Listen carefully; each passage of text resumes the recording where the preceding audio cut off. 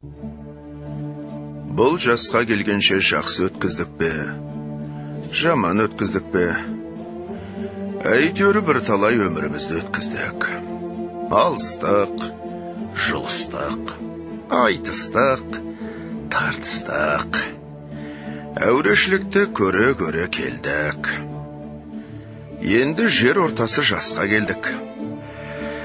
Қажыдық, жалықтық, қылып жүрген ісіміздің бәрінің баянсызын, байлаусызын көрдік. Бәрі қоршылық екенін білдік. Ал енді қалған өмірімізді қайтып, не қылып өткіземіз? Соны таба алмай, өзім де қайранмын. Ел бағу? Жоқ, елге бағым жоқ. Бағусыз дертке ұшырайын деген кісі бақпаса, не албыртқан, көңілі басылмаған жастар бағамын демесе, бізді Құдай сақтасын. Мал бағу?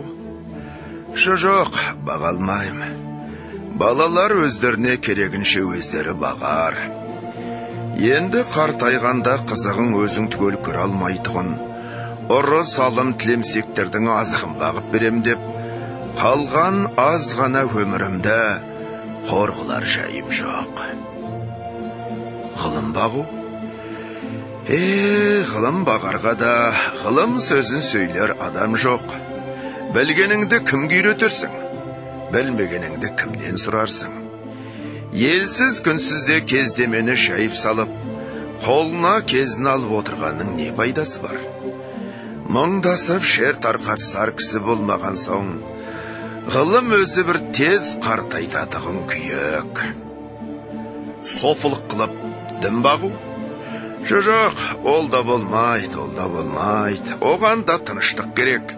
Не көңілде, не көрген күніңде бір тыныштық жоқ.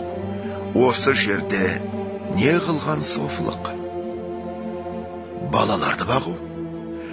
Жоқ, баға алмайым.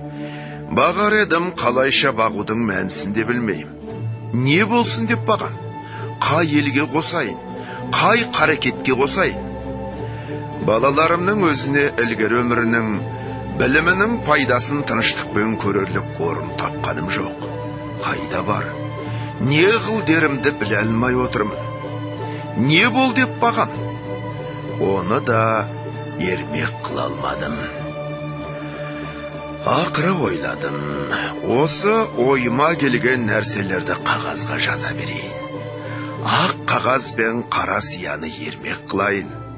Кім-дегім ішінен керекті сөз тапса, жазып алсын. Иә, оқысын.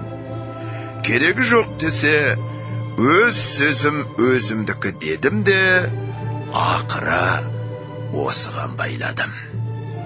Енді мұнан басқа ешбір жұмысым жоқ.